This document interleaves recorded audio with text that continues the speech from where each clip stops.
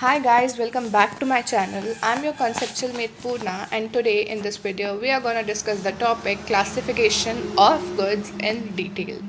तो classification of goods मतलब कि यहाँ पे हम देखेंगे कि हम लोग गुड्स को कौन कौन से डिफरेंट कैटेगरीज में रख सकते हैं। तो सबसे पहले हम लोग फाइनल गुड्स देखते हैं। तो फाइनल गुड्स वो गुड्स होते हैं जो कि अपनी प्रोडक्शन की बाउंड्री लाइन को क्रॉस कर चुके हैं, मतलब कि अब उनमें और वैल्यू एडिशन नहीं होगा। वैल्यू एडिशन नहीं होगा मतलब कि हम लोग लेमन्स लैंग्वेज में कह सकते हैं कि अब उसमें और कोई प्राइस में एडिशन नहीं होगा। फॉर एग्ज़ाम्पल हम रिटेलर के पास जाते हैं ब्रेड परचेज़ करने, तो जो उसका प्राइस है वो फाइनल है। हम उस ब्रेड को परचेज़ करके उसमें और कोई वैल्यू ऐड नहीं करेंगे और उसका कोई प्राइस इंक्रीज़ नहीं करेंगे, तो वो हो जाते हैं हमारे फाइनल गुड्स। तो basically final goods are ready to use. हमने रिटेलर से अगर परचेज़ किया जाके तो वो हमारे रेडी टू यूज़ हैं, हम उनको अपने कंजम्पशन के लिए यूज़ कर सकते हैं। तो जो मैंने अभी एग्जांपल दिया वो था फाइनल कंज्यूमर गुड या कंजम्पशन गुड का। फाइनल कंज्यूमर गुड या कंजम्पशन गुड्स वो होते हैं जो कि कंज्यूमर्स परचेज करते हैं टू सेटिस्फाई देयर वांट्स, और इन गुड्स को परचेज करने के लिए कंज्यूमर्स जो भी खर्चा करते हैं उसको हम लोग बोलते हैं कंजम्पशन एक्सपेंडिचर। उसके बाद दूसरी कैटेगरी के फाइनल गुड्स होते हैं final producer goods. Final producer goods तो जैसे नाम में प्रोड्यूसर है, तो ये प्रोड्यूसर्स परचेज करते हैं as fixed assets to use in the process of production. ठीक है, तो मतलब कि यहाँ पे प्रोड्यूसर जो गुड्स परचेज कर रहे हैं उसको रॉ मटेरियल के जैसे ही नहीं परचेज कर रहे हैं कि उसको यूज़ करते हुए एक नया, मतलब कि उस जो गुड्स उन लोग परचेज करेंगे उसको उन लोग ट्रांसफॉर्म नहीं करेंगे इनटू अ न्यू गुड, उसको उन लोग as it is fixed asset के जैसे यूज़ करेंगे। ठीक है, तो वो हो जाते हैं फाइनल प्रोड्यूसर गुड्स। और इन गुड्स को परचेज करने के लिए जो भी प्रोड्यूसर्स खर्चा करते हैं उसको हम लोग बोलते हैं इन्वेस्टमेंट एक्सपेंडिचर। ठीक है, सो जो फाइनल कंज्यूमर गुड्स हैं उनको हम लोग फिर से 4 कैटेगरीज में रख सकते हैं। सबसे पहले होते हैं ड्यूरेबल गुड्स। ड्यूरेबल गुड्स मतलब नाम में ड्यूरेबल है, हम लोग कई साल तक इनको यूज़ करते हैं रिपीटेडली और इनकी वैल्यू रिलेटिवली हाई होती है। जैसे कि हो गया हम लोग का टीवी, कार, ये सब इनको हम लोग कई सालों तक बार बार यूज़ करते हैं, एक बार यूज़ करके रख नहीं देते हैं, है ना। उसके बाद आते हैं सेमी ड्यूरेबल गुड्स। तो सेमी ड्यूरेबल गुड्स मतलब कि ड्यूरेबल से थोड़ा नीचे, तो इनको हम लोग यूज़ करते हैं 1 साल या उससे थोड़ा ज़्यादा टाइम के लिए। और इन गुड्स की वैल्यू जो होती है वो रिलेटिवली लो होती है अगर हम लोग कंपेयर करें ड्यूरेबल गुड्स से, क्योंकि इन लोग को हम लोग कम टाइम के लिए यूज़ कर रहे हैं, है ना। और इसके एग्जांपल में आ जाता है जैसे क्लोथ्स। अब क्लोथ्स हम लोग के पार्टी वेयर क्लोथ्स नहीं होंगे जो हम लोग कभी कभी पहनते हैं, इधर पे हम लोग के आएंगे रेगुलर वेयर क्लोथ्स। तो यूजुअली जो रेगुलर वेयर क्लोथ्स होते हैं उनको हम लोग 5 to 6 मंथ्स या फिर 1 ईयर से ज़्यादा नहीं यूज़ कर पाते हैं। वो हम लोग के सेमी ड्यूरेबल गुड्स हो जाते हैं। उसके बाद आता है non durable goods. Non durable goods मतलब कि जो सिंगल एक्ट ऑफ कंजम्पशन में ही ख़त्म हो जाए। जैसे कि ब्रेड, अगर हम लोग ने रिटेलर से जाके एक ब्रेड का पैकेट परचेज़ किया तो उसमें अगर हम लोग ने एक स्लाइस ब्रेड खाया तो वो उस कंजम्पशन के एक्ट के बाद ख़त्म हो जाएगी, वो एग्जिस्ट नहीं करेगी, तो वो हो जाता है हम लोग का नॉन ड्यूरेबल गुड्स।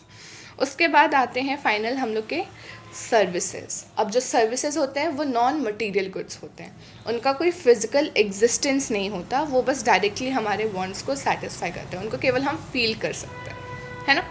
तो ये हो गए हम लोग के फाइनल गुड्स। तो पहले मैंने फाइनल गुड्स के बारे में बताया, वो गुड्स जो कि प्रोडक्शन की बाउंड्री लाइन को क्रॉस कर चुके हैं, अब उनमें और कोई वैल्यू एडिशन नहीं होने को बचा है और वो रेडी फॉर यूज़ हैं।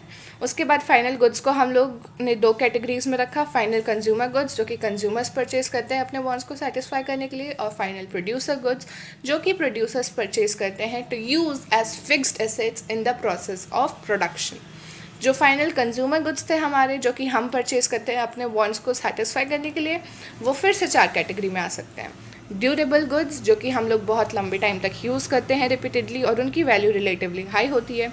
सेमी ड्यूरेबल गुड्स जो कि हम लोग 1 साल या उससे थोड़ा ज़्यादा यूज़ करते हैं और उनकी वैल्यू रिलेटिवली कम होती है।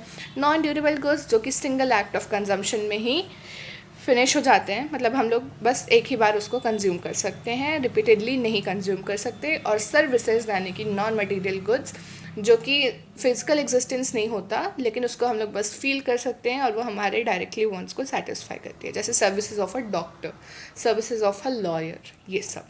ठीक है। अब जो हम लोग का नेक्स्ट है वो है इंटरमीडिएट गुड्स।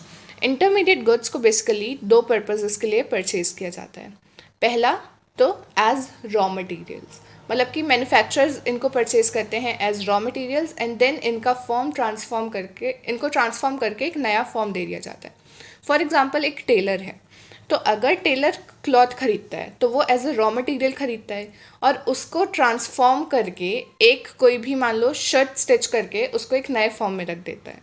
सो यहाँ पे जो हम लोग का क्लॉथ है ना वो इंटरमीडिएट गुड है। लेकिन अगर यहीं पे टेलर ने स्विंग मशीन खरीदी होती फॉर एग्जांपल, सो वो हम लोग का कैपिटल गुड होता, क्योंकि वो स्विंग मशीन का ना फॉर्म नहीं चेंज कर रहे हैं, उसको बस अपने प्रोडक्शन के लिए यूज़ कर रहे हैं। ठीक है।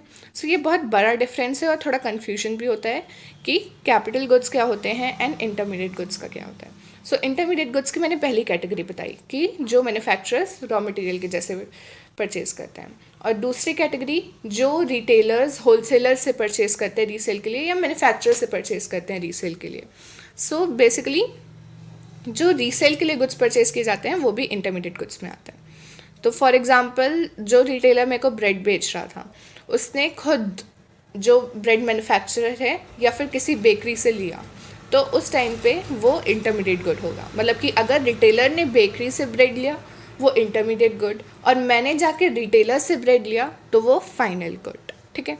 सो ये हो गया हम लोग का फाइनल गुड और इंटरमीडिएट गुड। सो अब यहाँ पे एक बहुत ही अच्छी स्टेटमेंट आती है कि same good can be a final good as well and intermediate good as well. मतलब कि एक ही गुड फाइनल गुड भी हो सकता है, इंटरमीडिएट गुड भी हो सकता है। जो चीज़ डिटरमाइन करती है कि कोई गुड फाइनल गुड है या इंटरमीडिएट गुड है वो उसका यूज़ है, कि हम उसे किस तरीके से यूज़ कर रहे हैं। फॉर एग्ज़ाम्पल अगर एक फर्नीचर डीलर है तो वो मैन्युफैक्चरर से फर्नीचर ख़रीदता है सेल करने के लिए, सो वो हो जाता है हम लोग का इंटरमीडिएट गुड। लेकिन अगर हम जाके उस फर्नीचर डीलर से फर्नीचर ख़रीदते हैं अपने घर में यूज़ करने के लिए तो वो हो जाता है फाइनल गुड। ऐसे ही अगर हम लोग मिल्क का एग्ज़ाम्पल लें, अगर हम किसी डेयरी शॉप से जाके मिल्क ख़रीदते हैं फॉर आर सेल्फ कंजम्पशन तो वो फाइनल गुड। लेकिन अगर ये जो डेयरी वाला है या फिर मान लो ये डेयरी वाला जाके किसी स्वीट शॉप के ओनर को ये मिल्क बेचता है तो वो इंटरमीडिएट गुड हो जाएगा। क्यों? क्योंकि वो स्वीट शॉप का ओनर उस मिल्क का फॉर्म चेंज करके उसको स्वीट्स में कन्वर्ट कर देगा। ठीक है। तो उस केस में वो इंटरमीडिएट गुड होगा। सो ये स्टेटमेंट यूजुअली मतलब कभी कभी एग्जाम्स में पूछ भी ली जाती है कि justify this statement, same good can be a final good और intermediate good. So I hope this video was useful for you. इसके नोट्स आपको मेरे टेलीग्राम चैनल पे मिल जाएंगे। सर्च बार पे आपको जाना है और केवल कॉन्सेप्चुअल में टाइप करना है एंड आपको वो चैनल ईजिली मिल जाएगा। उसके अलावा अगर ये आपको वीडियो यूज़फुल लगा देन अपने फ्रेंड्स के साथ भी शेयर करना, इसको लाइक करना एंड चैनल को भी सब्सक्राइब करना। Till then a very good bye.